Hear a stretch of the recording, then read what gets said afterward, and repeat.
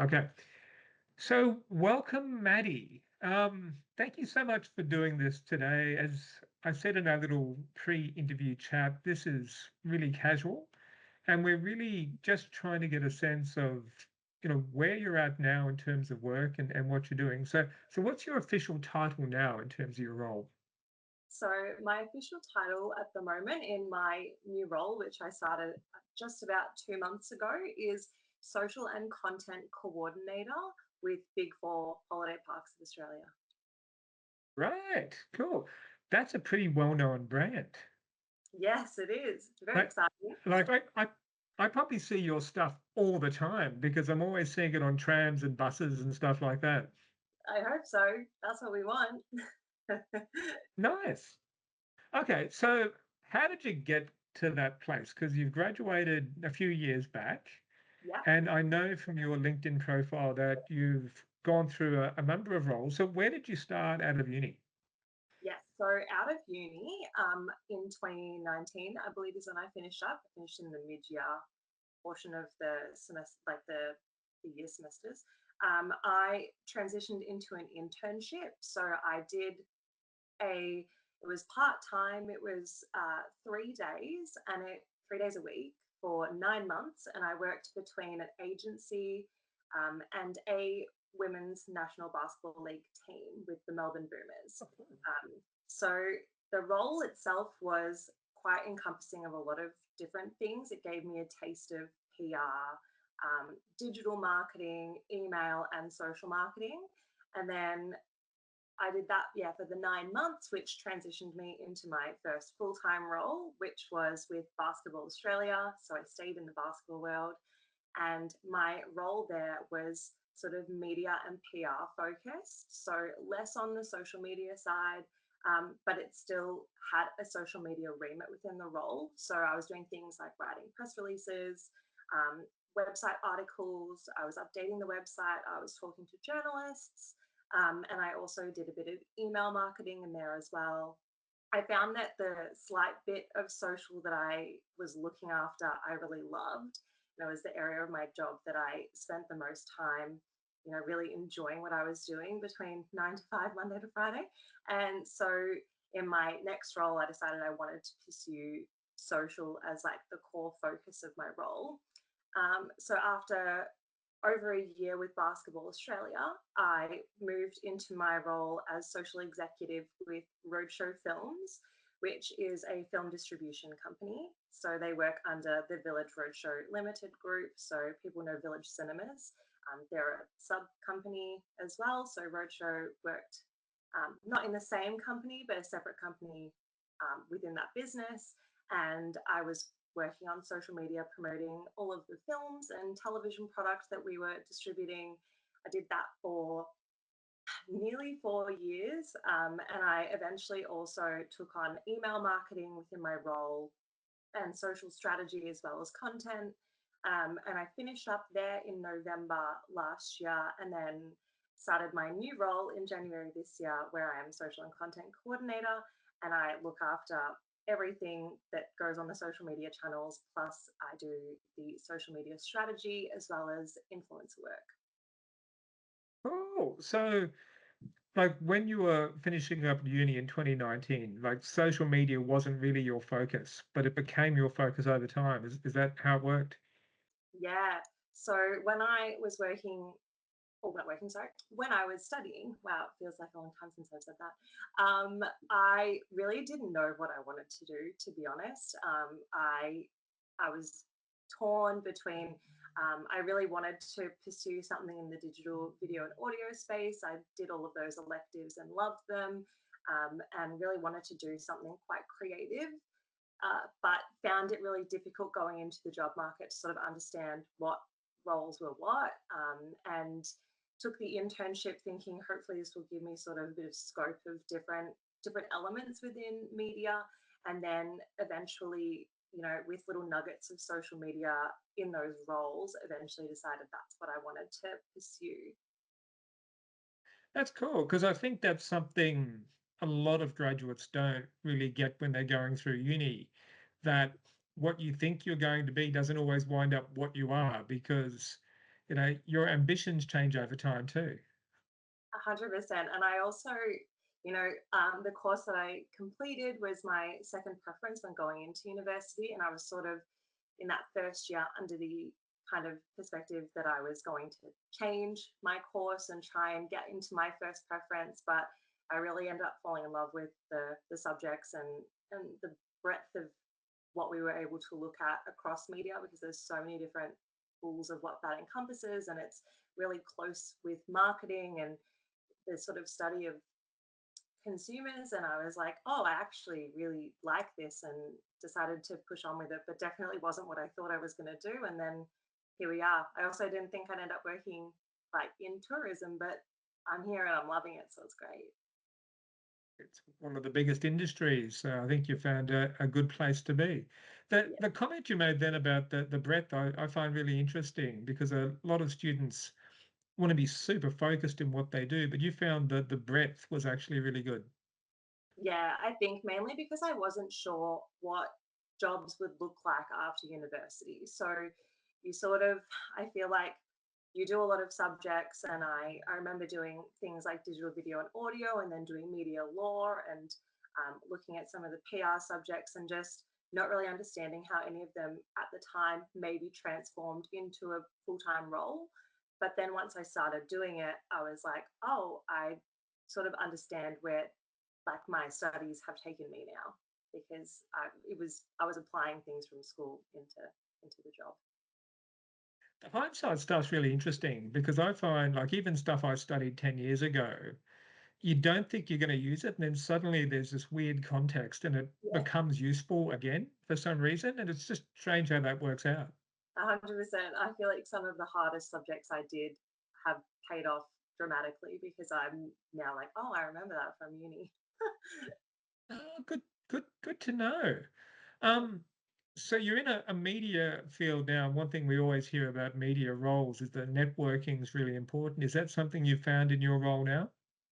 Absolutely. I don't think I really understood that at the beginning when I was going into the workforce. But having done my internship within the WNBL, and then that really forged my pathway into working with Basketball Australia. So if I hadn't made those connections and built those relationships, I wasn't going to be aware of the opportunities that were coming up in that particular space and industry. Um, it doesn't guarantee you jobs, but it can definitely help you find people to connect with that can lead you to job opportunities, and whether that be interviews or even forging new skills, and developing relationships with mentors. I found that really, really helpful. And again, coming back to like never really knowing what I wanted to do in uni, meeting people and networking with them and hearing what their job does really helped me get a more solid picture of what I thought I might want to do. And then I really enjoy going to networking events. I've done a few of them in my time. When you begin working with external companies and they run, seminars and events, it's a really great opportunity to go and meet with people that are in your industry, and then they tell you what they're doing that's working for them or not working for them, and then that might apply to something you can then bring to your workplace. It's been really formative for my like career and my development as a social media strategist. Because we have a fair bit of group work in our final thing. And I know that every student that's ever graduated has hated group work. Yeah. But when they get to the other side, they realize that it was actually pretty valuable. Is that something you found as well? Yes, it's like as challenging as group work can be and group projects. I feel like if you lead the way, it gives you great project management skills, which will come around and really give you an up when you're in the workforce and you're sort of trying to, mitigate bunches of different people with different things. And it's really like yeah, I was similar. I didn't enjoy group projects, but they they teach you a lot about working with different types of people with different communication skills, which is exactly what it is when you get into the workforce. It's a lot of different people with different skills, different ways of communicating. And yeah, without it, I feel like I wouldn't have been able to adapt so quickly to working in a full-time job with a lot of different people. One of our other graduates manages digital for ANZ Banking Group. And she says that the sad reality is that work life post uni is just one long group project. Yeah, it really is. But hopefully, you get paired with a bunch of like minded people that are really passionate about what they do. Yeah. And you get paid too. So that's, Yeah, that's that does true. change things quite a lot. That is very true. Um, so in terms of your role now, what does a typical day look like? What do you get up to during the day? Yeah, well, I think that that's probably the thing that I love most about working in social and content is that like every day is really different to the others. I obviously have repetitious tasks that need to be done. So, every single day I log on and I go through the inbox and I reply to consumer questions or interact with comments and people on our channels that are, telling us about their experiences with the brand. And then I get to do lots of content creation and brainstorming, as well as strategizing, looking at reports and data, which is not something I ever thought I'd enjoy, but here I am, absolutely loving it. It's a really like awesome role. I get to go out and do content day shoots, so going out and capturing content, and working with influencers and photographers and videographers. It's Yeah, there's a lot of different pieces of the puzzle, and I love it because yeah, every day is different to the last. Um, but also, I get to have a creative energy in every single day. I get to approach every task that I take on with kind of this outlook of this is my space to own and specialize in, and yeah, it's a really like rewarding like day to day experience. That's cool. Like, do you do content creation yourself, or do you have a team that does the content creation and you manage it? I do content creation myself, but then I also work with, the business works with photographers and videographers that we bring in that also create content, and then I can work with their content as well. So really depends on the scope of campaign or what type of work I'm looking to execute, which then comes down to the overarching marketing strategy, which is implemented by the leaders in the team. I was interested to hear what you said about the data thing. Like, Oh, fun but sad fact, the most common bit of software that media professionals use is Excel. yes. I have more knowledge in Excel now than I ever thought I was going to need. And it's one of those things that's the subject that I found one of the hardest in university was doing an analytics class. I can't remember Yeah. exactly what the subject was called, but I believe we were looking at Adobe Analytics or a product along the lines of that. And I just was finding it very confusing, but it is one of the most important parts of my job now, which I love it. And it's really fun to be able to see what the data tells you to help influence decision making, which is what a lot of media and marketing will involve. Oh, how do you find the work-life balance? I know in those roles it can be pretty cruisy until there's like a crunch deadline and then it just gets mad. Is that how it works with you? Yeah, I think I can speak a bit more like about my previous role just because this one I'm still quite fresh in. But yeah, when it comes to crunch time, it can feel like a lot, but I think most companies now will give you like very much that work-life balance is important to them as well. So they don't want you working too late. But there was also great opportunities which, factored into that. I got to go on tours with films as they were releasing, and do premieres where there's great content opportunities. So if you love what you're doing and opportunities are coming up to kind of expand scope and go on adventures, I guess, like that was a really rewarding part of the job. um, it can definitely be hard to switch off when you work in an area like social media because you're so like ingrained it's so ingrained in society, and we spend so much of our personal time on social media as well. So sort of have to switch off my work brain when I'm using social media for personal use.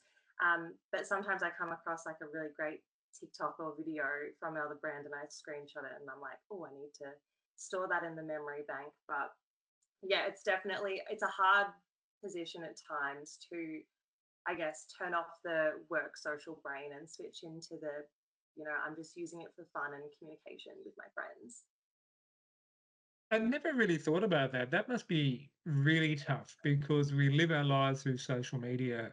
Yeah. And particularly if you see a competitor post something that you think might do you some damage or whatever, that can be really maddening. Yeah, I feel like it's probably not something that people think about until you're in the workforce, or especially more recently as social media has grown quite substantially in the way that it's used by brands in the past maybe 10 years. Um, so it's a challenge. I definitely try to like create my own little social safe hub on my personal pages. But it's sort of something you have to just eventually learn to do. Like I just know that when I'm switching off at 5 or whenever my day ends, that if I'm going to jump on Instagram or something, I'm only looking for personal enjoyment, not for work. That's something, yeah, as I said, I never really considered, but I imagine in your role that would be all consuming. And because social media is 24/7 as well, Yeah, it's hard to just, put it down and walk away. it is. Um, One of the things that we're obviously dealing with a lot at the moment is AI. Where I joke sometimes we're almost at the point where, we're going to write the assignments using AI, the students will do them using AI, and we'll grade them using AI. Is it having an impact on your industry as well? Yeah, AI is definitely coming in with like lots of different opportunities as well as challenges. I really enjoy what we can do with AI. There's some great content opportunities, using the AI like image generation tools or using it to check your copywriting for grammar or enhancements, or even the way in which people send emails or take notes in like the workplace with meetings. Even the fact that it's like transcribing our conversation right now, probably. So Yep. yeah, there's lots of different ways that we're using it or finding opportunities to use it. In my previous job, I used a social media um, kind of management tool which had AI integrations to help with reporting and help with copywriting. So you could just give it a prompt or you could write copy and then um, you could click a button and basically select what you wanted the AI tool to enhance, whether it was emoji use or rewrite the copy for you.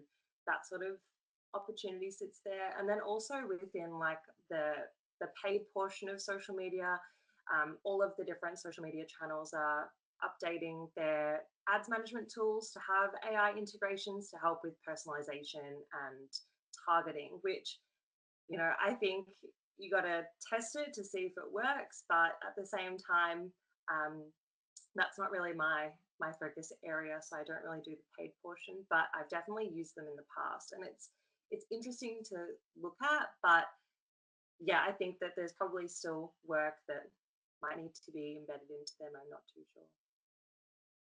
I mean, that's, obviously the debate that we're having in higher ed, and it feels like there's one camp at Swinburne now that's just saying we've got to ban it, we have to stop AI.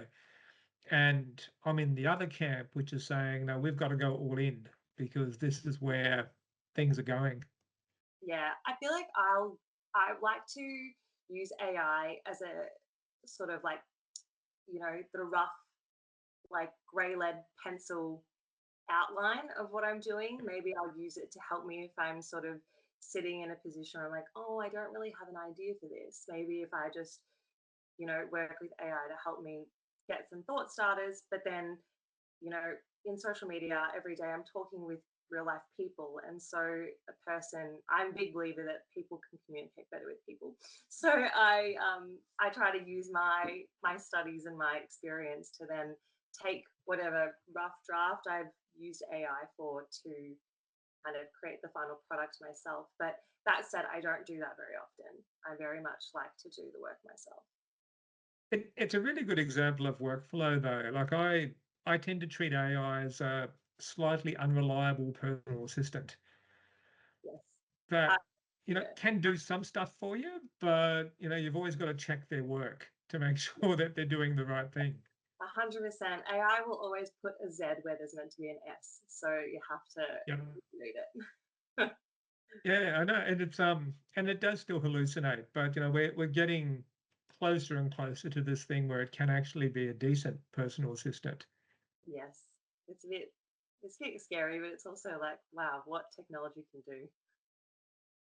Well, I mean, the way that you're using it, I think, is clearly time saving, Yeah, and it stops you from having that blank page, oh shit, what do I write now kind of thing. yeah, But it also, like, even in the copy editing and stuff like that, we used to pay people to do that copy editing, and now we can just get it done really quickly and to a good enough level that it gives you a starting point. yeah. Yeah, but sometimes I do find that because AI doesn't understand the brand or it doesn't have the company's sort of like background and history, Yep.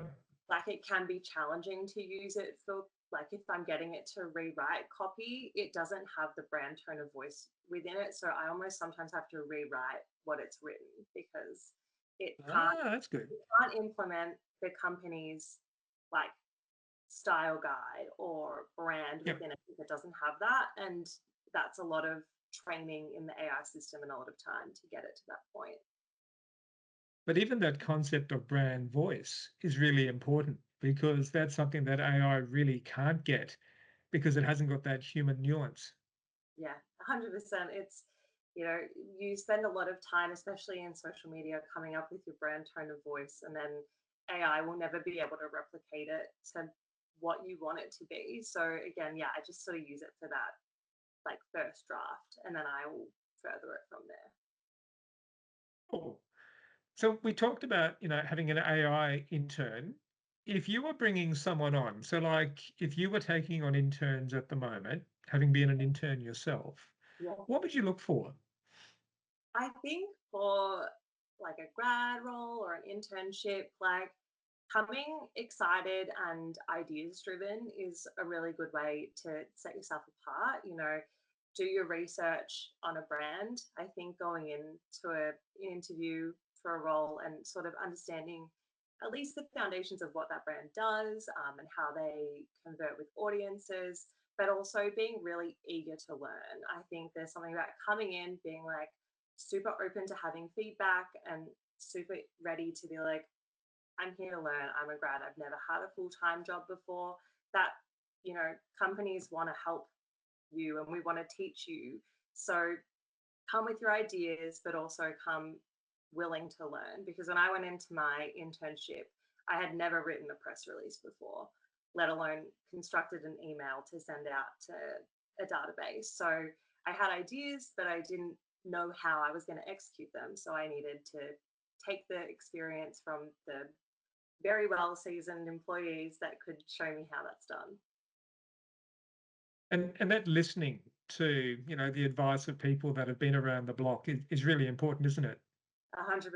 And like understanding that, feedback, even a failure, is like a good thing at times. It's a learning. Like, and hearing how people can tell you, like, oh, next time try it like this, that's how you build up your repertoire of examples and you develop your own style as well as learn how the workplace forms and like your role forms. And also, um, in a world like social media, things change every single day. Like, platforms change all the time, so you have to adapt all the time. So that comes with feedback and needing to listen to the experience of people who have done it before. So that's really like a personal attribute.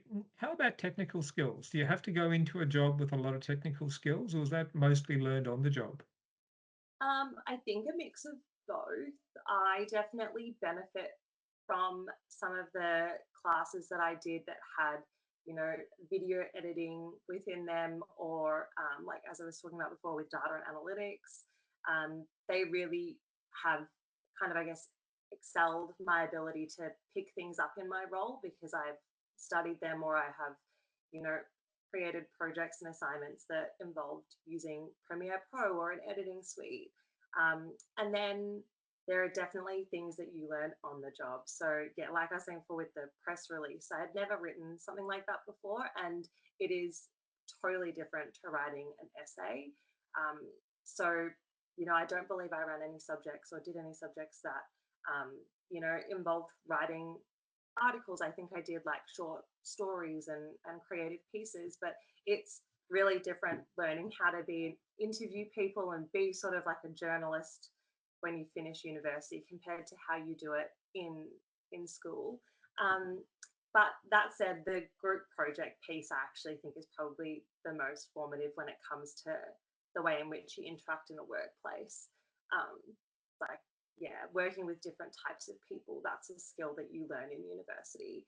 And then it only continues to evolve and grow when you start working in a job. They're going to hate hearing that, but unfortunately, that is just the reality.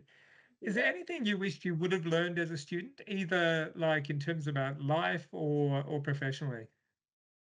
Yeah, I think learning how to like communicate in a workplace is something that can be quite new, and it would have been really beneficial to learn, like what sort of like every workplace is different, so having your kind of customaries on email and such is going to change where you are, but it would have been, I think it would have been helpful to sort of have that sort of down pat a little bit. Going into my first job and starting to write emails was to my colleagues and to managers is a really new experience. And then also, taking notes, meeting notes, it's very different to taking lecture notes. So, sort of figuring out how to, take the minutes when your boss is running a meeting and you're there trying to help and support them. And then yeah, I think if you are looking at things like publicity and PR, doing subjects that are really, directly involved in that element of things is really important, because it's a whole nother world when you step into a job that has you writing press releases. It's a really challenging skill to learn on the job, but it can be done. So that said, everything can be learned on the job, but I think some of the subjects can, yeah, you can definitely take those learnings and apply them. But the workplace, being in a workplace is a whole new experience. And I feel like, yeah, it would have been great to have a little bit of a heads up on how to talk on emails, to be honest. Sounds silly, but No, it completely makes sense. I mean, I had to smile when you said the meeting note thing before because, like, even at my point in my career, I'm still crap at taking meeting notes. yeah, there's nothing worse than getting out of a meeting and taking notes, and then you send them to your boss, and then they ask you what that means, and you can't remember what the Yeah. note is. So, yeah, taking meeting notes is a really, like, I found that was like a really hard skill to develop when I started working. But we deliberately are quite informal in the way that we engage with students.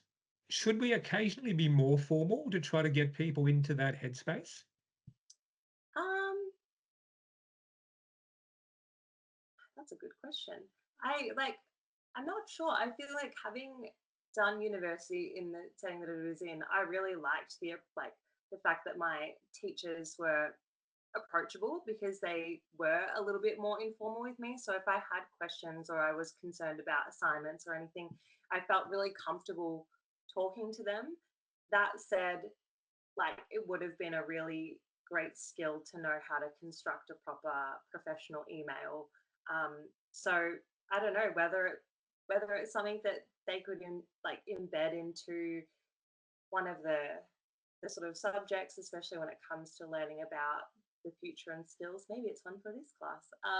Like how to Yeah. write emails and take meeting notes.